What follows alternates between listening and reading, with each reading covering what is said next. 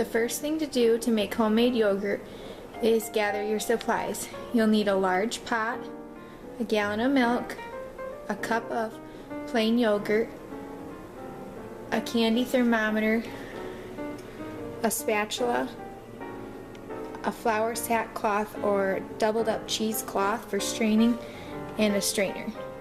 Once you've gathered your supplies, pour your entire gallon of milk into your pot.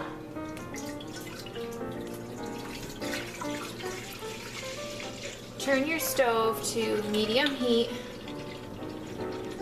and this allows it to warm up and you don't have to pay too much attention to it, stirring it occasionally. If you're going to be right here by the stove, you can turn it higher, but I tend to do things while it's going.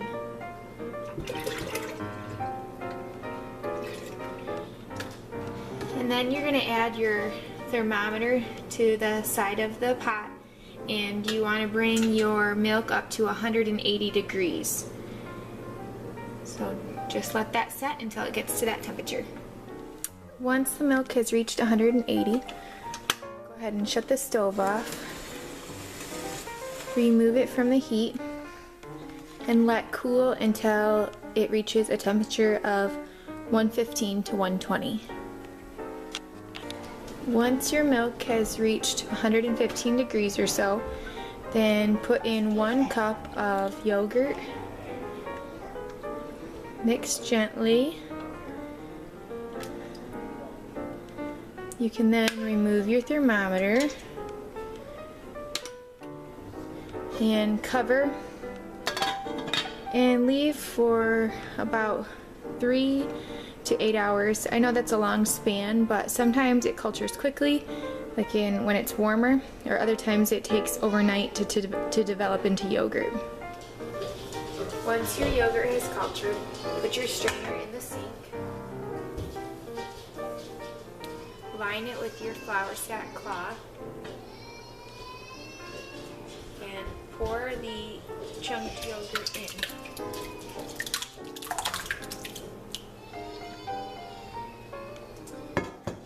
Go ahead and close up the flour sack. Then I place my strainer right inside my pot. Cover it back up and sit that in the fridge until desired consistency. Once the yogurt has strained to the consistency that you like, you can take it right out. And then I set aside the whey just in case I need to add some back in.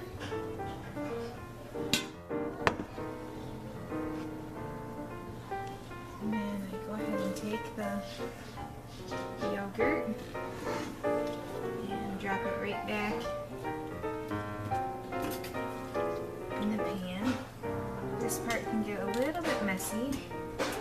The longer you strain it, the easier it comes out of the flour sack, but then you just have to add more whey back in. Before we do that, go ahead and save 1 cup of the yogurt aside for making your next batch, or I even like to use it as like a sour cream supplement, or to use while I'm making hummus. And then I go ahead and add my flavorings, and I just choose to use maple syrup, and I just kind of whisk that in. You can add vanilla, jam, honey, whatever you want to make it sweet so that it's ready in the fridge for your family to eat.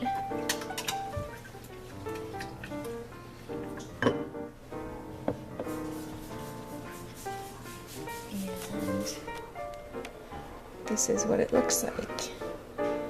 So your yogurt is done.